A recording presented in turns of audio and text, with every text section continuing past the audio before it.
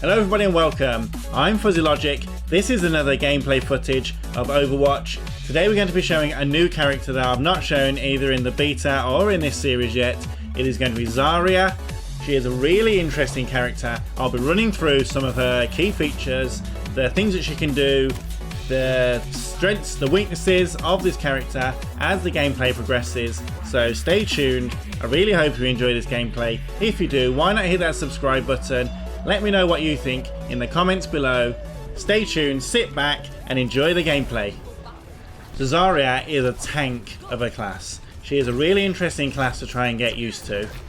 And when you first pick up this character, you'll probably think that they're really poor, not very good, not very strong, but there is a definite playstyle that she needs to work well in, and she excels in specific areas. So in choke points like this, she is a fantastic character. Her main abilities are to project energy shields around either you or one of your allies. There are massive cooldowns on these, they're ridiculous cooldowns. I think they're a bit too long, and the shields do not last very long on you. But there you go, popped a shield on me. It lasts a couple of seconds, I believe. It blocks all damage coming into you, and the most important thing, it charges up your gun. So the big projectile laser beam that fires out from the gun now, it has a base damage of I think 80 DPS, so 80 health points per second. She will deal out if the gun is on 0, and you can see the percentage, the actual amount of damage that the gun will do in the centre of the screen, represented by the number. When it gets to 100, she will deal double damage with that gun, so that is devastating. That's 160 health a second, which will pretty much go through anyone in the game.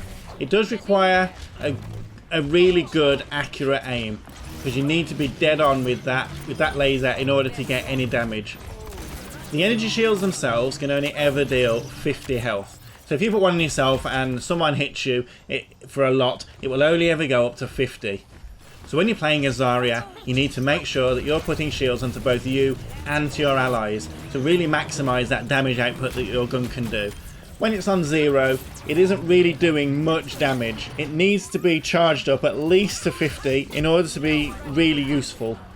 The ultimate that she has is a gravitational pull orb that if you throw it, it will suck in all the enemies that are around it and hold them in place, allowing you to finish off a load of them all at once.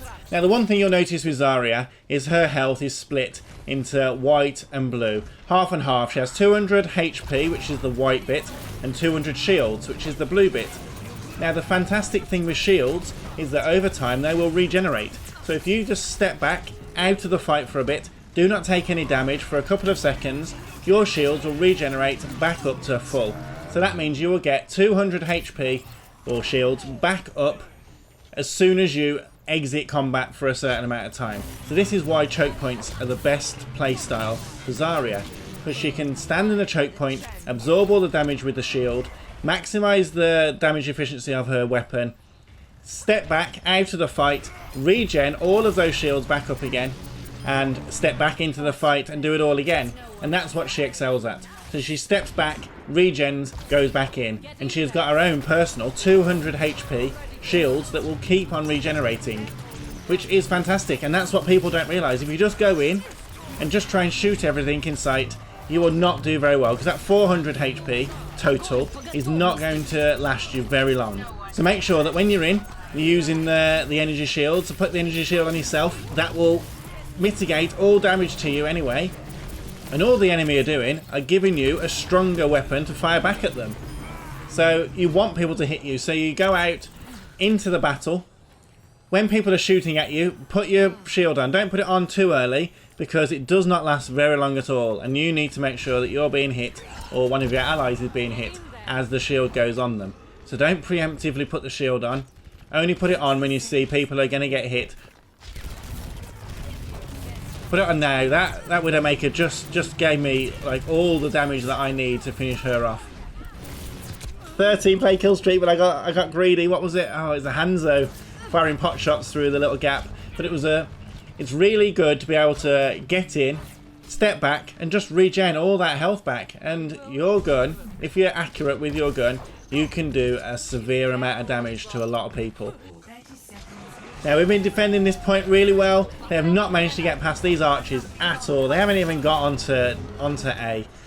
I've managed to hold them back. Being a tank, I absorb a lot of the damage in this, and I want to give shields to people that are pushing forward, and I want to give shields to myself to boost up my weapon. So here I know that D.Va is always going to fire at me. I put it on Symmetra. D.Va was firing at Symmetra. My charge went up.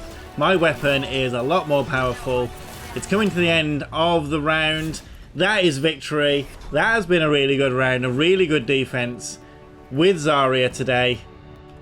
She has a really unique playstyle. It's really hard to get into, but once you get into using that energy shield as a defense, it can be extremely powerful. She is a really good situational tank. Don't use it over Reinhardt for a lot of situations, but if you want to have a bit of fun, then Zarya is a great character.